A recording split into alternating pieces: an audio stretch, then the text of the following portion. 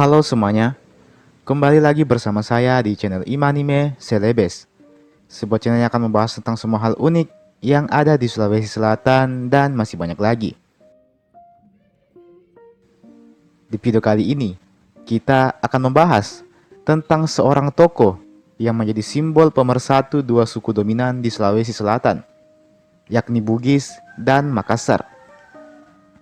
Seorang tokoh sekaligus raja yang berjasa dalam menyatukan dua suku yang sempat bertikai panjang tersebut. Lantas, siapakah tokoh yang dimaksud tersebut? Sebelum memasuki pembahasan, saya mau mengajak teman-teman semua buat yang belum subscribe supaya bisa terlebih dahulu tekan tombol subscribe-nya, supaya channel ini bisa terus berkembang dan memberikan informasi, hiburan, serta wawasan kepada kita semua. Oke? Kalau sudah, langsung saja. Mari kita memasuki pembahasan. Adapun tokoh yang saya maksudkan di sini adalah Laparepa Tosapewali Karaeng Anak Moncong Tumenanga Risomba Opu. Beliau adalah raja di kerajaan Goa, Bone, dan juga Sopeng. Hal semacam ini sangat jarang kita jumpai pada masa itu, di mana seorang raja mampu memimpin 3 buah kerajaan sekaligus. Belum lagi, 2 di antaranya adalah kerajaan raksasa, Bone dan Goa. 2 kerajaan yang dulunya saling bermusuhan. 2 kerajaan yang merepresentasikan 2 suku yang berbeda, yakni Bugis dan Makassar. Laparepa Tosapewali menjadi satu-satunya raja yang berhasil menyatukan 2 kerajaan tersebut. Tak ayal apabila beliau mendapat julukan Sang Pemersatu. Raja Laparepa ini adalah seorang Arumpone ke-19, Datu Sopeng ke-19, dan juga Raja Goa ke-20. Bagaimana ceritanya beliau bisa menjadi pemimpin di ketiga kerajaan tersebut?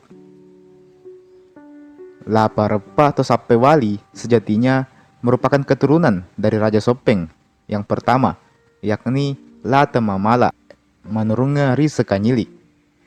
Selain itu, beliau juga merupakan anak dari Raja Bone sebelumnya, yakni Lapatau Matannatika, yang mana beliau dulunya adalah raja di Bone, Sopeng, dan juga di Wajo. Selain itu, memang ibu dari Laparepa ini juga berasal dari kerajaan Goa, sehingga kalau kita lihat dari segi keturunan, maka jelas Laparepa memiliki perpaduan darah Bugis dan Makassar yang sangat tinggi. Bagaimana hal ini bisa terjadi? Apakah hal ini direncanakan? Jawabannya adalah iya. Arung Palaka, sosok Raja Bone ke-15.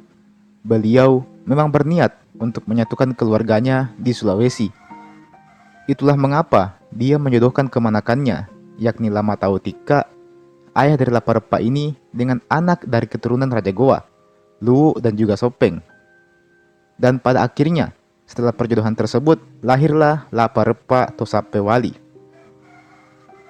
Dalam sejarahnya, kakek beliau adalah seorang Raja Goa yang setelah meninggalnya mewariskan kerajaan Goa tersebut kepada Laparepa Tosapewali ini. Alhasil, secara garis keturunan, Laparepa menjadi pewaris sah dari 3 kerajaan sekaligus. Masa kepemimpinan Laparepa juga bisa dibilang sangat bagus, di mana nyaris tidak ada pertikaian yang terjadi antara kerajaan Bugis dan Makassar. Kedua kelompok itu menyatu padu layaknya saudara, dan sosok yang berhasil menyatukan mereka tidak lain dan tidak bukan adalah Laparepa Tosapewali. Pada waktu itu, memang Sulawesi Selatan masih rawan akan peperangan. Selain karena melawan penjajah, juga karena kelompok kerajaan Bugis dan Makassar yang saling bermusuhan sejak dulu. Bahkan sampai ada istilah yang mengungkapkan bahwa Sulawesi Selatan hanya dapat dikatakan aman apabila orang Bugis dan Makassar tidak saling berperang. Jika Bone dan Goa aman, maka amanlah seluruh Sulawesi Selatan. Bisa kita simpulkan bahwa pusat kekuatan Sulawesi Selatan kala itu ada di 2 kerajaan ini, di Bone dan di Goa. Keduanya adalah rival yang saling bersaing mendominasi Sulawesi Selatan. ibarat Barcelona dan Real Madrid di sepak bola. Tentu, membayangkan ada seseorang yang dapat menyatukan dua kerajaan ini pada waktu itu nyaris mustahil. Namun, di luar dugaan, Laparpa Tosapewali berhasil memimpin kedua kerajaan tersebut dan menyatukannya ke dalam satu pemerintahan. Sayangnya, masa kepemimpinan beliau tidak berlangsung lama, hanya sekitar 3 tahunan saja. Beliau memiliki banyak saudara yang mendesaknya terus-menerus untuk meninggalkan sebagian kerajaannya. Alhasil, atas desakan tersebut, Laparpa harus mengikhlaskan kerajaan Bone kepada saudarinya yang bernama We Bataritoja Daeng Talaga. Seiring berjalannya waktu, kerajaan Sopeng pun juga dilepas, hingga pada akhirnya beliau memutuskan untuk kembali ke Goa. Di Goa beliau memimpin hingga akhir hayatnya. Saat wafat, beliau mendapat gelar Matinro Ri Somba Opu, yang artinya yang meninggal di Somba Opu. Sosok Laparpa ini cukup misterius, bukan karena pribadinya, melainkan karena memang sangat jarang ada yang membahas sosoknya ini. Apabila kita mencari sejarah kerajaan Goa dan Bone, maka yang muncul adalah Sultan Hasanuddin dan juga Arung Palaka.